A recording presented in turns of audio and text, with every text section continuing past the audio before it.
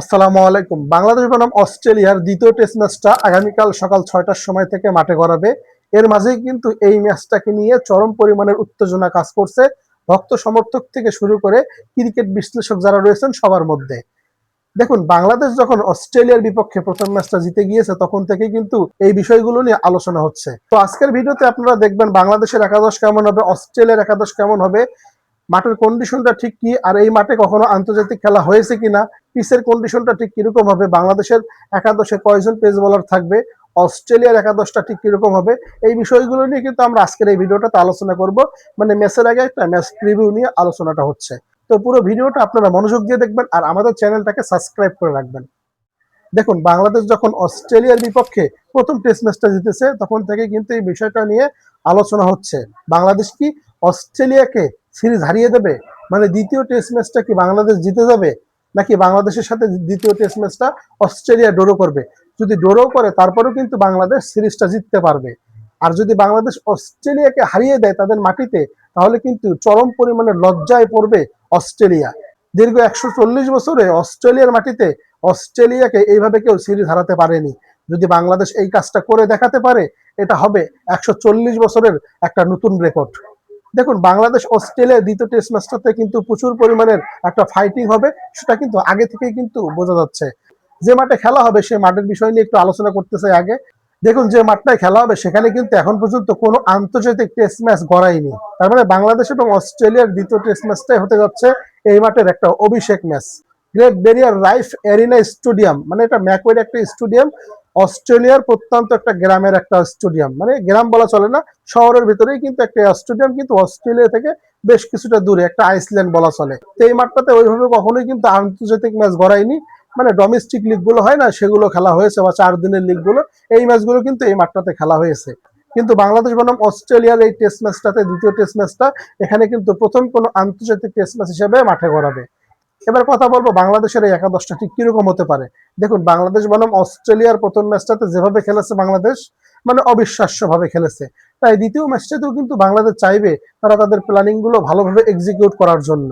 এ কারণে বাংলাদেশ অস্ট্রেলিয়ার বিপক্ষে যাতে কোনো ভুল না করে সেভাবে কিন্তু তারা প্ল্যানিংটা সাজাচ্ছে। শান্ত বাহিনী কিন্তু তারা নির্ভুল একটা ম্যাচ খেলতে চায় দ্বিতীয় ম্যাচটা। আর অস্ট্রেলিয়া চাইবে মানে যেভাবে হোক ঘুরে দাঁড়াতে। আর অস্ট্রেলিয়া কি করতে পারে সেটা কিন্তু আপনি, আমি, আমরা সবাই কিন্তু খুব ভালোভাবে জানি। অস্ট্রেলিয়া চাইবে বাঘের গর্জনকে থামিয়ে দিতে, আর বাংলাদেশ চাইবে ক্যাঙ্গারুর মাটিতে গিয়ে ক্যাঙ্গারুকে হারিয়ে দিয়ে সিরিজটা অর্জন করতে। তাই বাংলাদেশ অস্ট্রেলিয়া দুই দলে চাইবে এই ম্যাচটা একটা জমজমাট একটা ম্যাচ হবে। মূল কথা, এই ম্যাচটা একটা জমজমাট পূর্ণ একটা ম্যাচ হবে। তো বাংলাদেশের একাদশটা ঠিক একটু পরিবর্তন আসতে পারে। একটু বলতে একটু পরিবর্তন আসতে পারে, দুই একজনকে পরিবর্তন আনতে পারে। যদিও বাংলাদেশের হেড কোচ উইনিং কম্বিনেশনটা চেঞ্জ করতে চায় না, তারপরেও বাধ্য হয়ে হলেও পরিবর্তন করতে পারে বাংলাদেশ। সেটা হচ্ছে শরীফুল ইসলামকে দলে ঢুকাবে, সেখানটায় কিন্তু ইবাদত বাদ যেতে পারে। যদি 3 জন পেস বোলার নিয়ে খেলে বাংলাদেশ, তাহলে কিন্তু শরীফুল ইসলাম থাকবে, ইবাদত বাদ যাবে। আর যদি বাংলাদেশ চিন্তা করে না 4 জন পেস বোলারকে নিয়ে খেলবো, তাহলে ইবাদত বাদ যাচ্ছে না, শরীফুলও খেলবে, ইবাদতও খেলবে, তাসকিনও খেলবে, হাসান মাহমুদও খেলবে। সেখানটায় বাদ যেতে পারে তাইজুল ইসলাম। আর এই বিষয়টা আমি কোনোভাবেই মেনে নিতে পারবো না।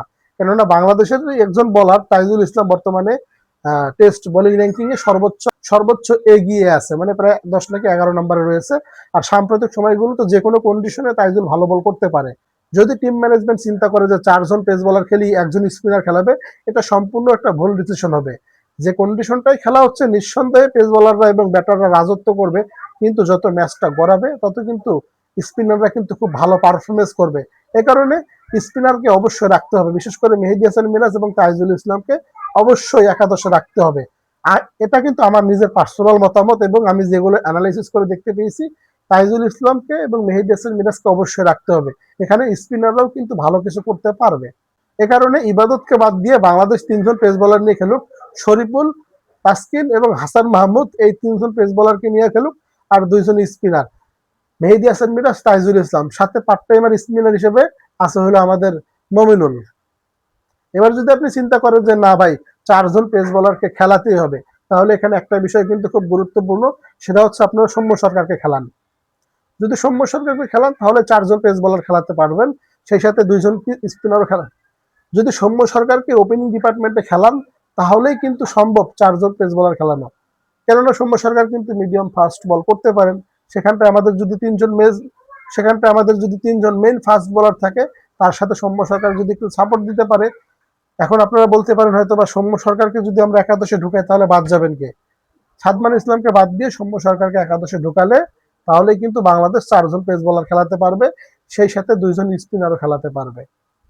তাই ওপেনিং ডিপার্টমেন্ট থেকে যদি আমি চিন্তা করি, তানজিদ তামিমের সাথে সৌম্য সরকার একজন অলরাউন্ডার হিসেবে খেলবেন। সৌম্য ব্যাটিং এর পাশাপাশি বোলিংটা করবেন। তার ফাস্ট বোলিংটা বাংলাদেশের জন্য অবশ্যই কাজে দেবে। স্লো বল করে, স্লো মিডিয়াম পেস করে তো অবশ্যই কাজে দেবে। দেখুন, তানজিদ তামিমের সাথে সৌম্য সরকার, 3 নম্বরে মমিনুল, 4 নম্বরে থাকবে শান্ত, 5 নম্বরে মুশফিক, 6 নম্বরে লিটন। কোনো দ্বিধা ছাড়াই কিন্তু খেলতে পারে। কিন্তু এখানে সৌম্য সরকারকে খেলাবে কিনা এটা কিন্তু একটা সবচাইতে বড় প্রশ্ন। তারপর আমি সৌম্য সরকারকে রাখলাম, কেননা 4 জন পেস বোলার যেহেতু খেলাবে, সৌম্য সরকারকে রাখলাম। 1 থেকে 6 পর্যন্ত কিন্তু এটাই। 7 নম্বরে মেহেদী হাসান মিরাজ, 8 নম্বরে খেলবেন হচ্ছে তাইজুল, 9 নম্বরে তাসকিন, 10 নম্বরে শরীফুল, 11 নম্বরে হলো হাসান মাহমুদ। এই 11 জনকে খেলাতে পারে টিম ম্যানেজমেন্ট। ইবাদত এবং সাদমান ইসলামকে বাদ দিয়ে সৌম্য সরকার, সেই সাথে শরীফুল ইসলামকে দ্বিতীয় টেস্টের একাদশে বাংলাদেশ দলে ঢুকাইতে পারে। এবং ম্যাকওয়ের এই স্টেডিয়ামে পেস বোলার, স্পিনার এবং ব্যাটার 3 ডিপার্টমেন্টে কিন্তু ভালো খেলবে। দিন শেষে যারা ভালো খেলবে তারাই কিন্তু এই ম্যাচটা জিততে পারবে। এবার যদি কথা বলি অস্ট্রেলিয়ার একাদশটা ঠিক কিরকম হতে পারে, সেটা হচ্ছে অস্ট্রেলিয়ার একাদশে কিন্তু ম্যাট রেনশোকে অন্তর্ভুক্ত করেছে। অস্ট্রেলিয়ার একাদশে ম্যাট রেনশোকে দলে ঢুকিয়ে বাদ দিয়েছে কিন্তু জ্যাককে। অস্ট্রেলিয়ার ওপেনিং জুটিতে ট্রাভিস হেডের সাথে থাকবেন হচ্ছে ম্যাট রেনশো। রেনশো কিন্তু ব্যাটও করতে পারে, সেই সাথে স্পিন ডিপার্টমেন্টটাও সামলাতে পারে, এই কারণেই কিন্তু তাকে দলে নিয়েছে। তো বুঝতেই পারছেন আপনারা। এখানে 3 নম্বরে কে থাকবেন, একটা গুরুত্বপূর্ণ ক্যারেক্টার। এখানে 3 নম্বরে লেবুচান থাকবেন নাকি জশ ইংলিশ থাকবেন? যেহেতু এই স্কোয়াডে 13 জনের স্কোয়াডে জশ ইংলিশ নেই, জশ ইংলিশের কথাটা আমি কেন বললাম, এই বিষয়টা নিয়ে কিন্তু প্রচুর পরিমাণে আলোচনা হচ্ছে 3 নম্বর পজিশনটা নিয়ে অস্ট্রেলিয়ার। এখানটায় কিন্তু লাবুচান ঠিকভাবে সেট হতে পারছেন না। যেহেতু এখানে জশ ইংলিশ নেই, তার 3 নম্বরে লাবুচান খেলছেন, এটা একবারে নিচ্ছে। এবং 4 নম্বরে থাকবেন হচ্ছে স্মিথ, 5 নম্বরে থাকবেন হচ্ছে অ্যালেক্স কেরি, 6 নম্বরে থাকবেন ক্যামেরন গ্রিন, যে কিনা প্রথম টেস্টের দ্বিতীয় ইনিংসে একটা অসাধারণ সেঞ্চুরি করেছিল। এবং 7 নম্বরে রাখবেন হচ্ছে ওয়েবস্টারকে। এই হলো অস্ট্রেলিয়ার ব্যাটিং লাইন আপ। সেই সাথে কিন্তু ওয়েবস্টার বোলিংটাও করতে পারে। এবার আপনি যদি খেয়াল করে দেখেন যে এখানে কিন্তু এই যে 7 জনের কথা বললাম, এই 7 জনের ভিতরে কিন্তু ওয়েবস্টার একজন ফাস্ট বল করতে পারে, গ্রিন ফাস্ট বল করতে পারে, এবং এই ম্যাট রেনশো কিন্তু স্পিন করতে পারে। এর ভিতরে কিন্তু এই 7 জনের ভিতরে কিন্তু টোটালি কিন্তু 3 জন কিন্তু অলরাউন্ডার রয়েছে। এবার যদি চিন্তা করেন যে স্পিন ডিপার্টমেন্ট এবং পেস অ্যাটাকটা ঠিক কিরকম হতে পারে অস্ট্রেলিয়ার, মূল যে অ্যাটাকটা সেটা কিরকম হতে পারে, জশ হলজিনুডকে রাখবেন কি রাখবেন না এই বিষয়টা নিয়ে কিন্তু একটা সন্দেহ রয়েছে। যদিও তিনি প্রথম টেস্টে 6টা উইকেট নিয়েছে একটা ইনিংসে, আমার মনে হয় থাকবে। জশ হলজিনুডের সঙ্গে থাকতে পারেন হচ্ছে প্যাট কামিন্স এবং মিচেল স্টার্ক। এই এই কম্বিনেশনটা তো কোনোভাবে বাদ দেবে না অস্ট্রেলিয়া। সে ম্যাচ হারুক আর জিতুক, মিচেল স্টার্ক, প্যাট কামিন্স এবং জশ হেলজেলুড, এই 3 পেস বোলারের সাথে একজন স্পিনার, সেটা হচ্ছে লিওন। হ্যাঁ দর্শক, নাথান লিওন থাকবেন স্পিনার হিসেবে এবং এই জায়গাটায় তাকে রাখবেন, এটা একবারে কনফার্ম। এবার অনেকেই প্রশ্ন করতে পারেন, এখানে আরেকটা নাম রয়েছে, সেটা হচ্ছে বোলান্ট। বোলান্ট কিন্তু সাম্প্রতিক সময়ে দুর্দান্ত একজন ফাস্ট বোলার। জশ হেলজেলুডের কারণে কিন্তু তিনি সুযোগটা পাচ্ছেন না। যদি এখানে বোলান্টকে খেলায় তাহলে কিন্তু জশ হেলজেলুড খেলতে পারবে না, যদি জশ হেলজেলুডকে খেলায় তাহলে বোলান্ট খেলতে পারবে না। তো যে কথাটা বললাম, এটাই অস্ট্রেলিয়ার এই প্লেইং 11 নিয়েই কিন্তু অস্ট্রেলিয়া নামতে পারে। এবং বাংলাদেশ এখানে কিন্তু খুব ভালোভাবেই অ্যানালাইসিস করেছে প্রতিটা প্লেয়ারকে নিয়ে কাকে কিভাবে আউট করতে হবে।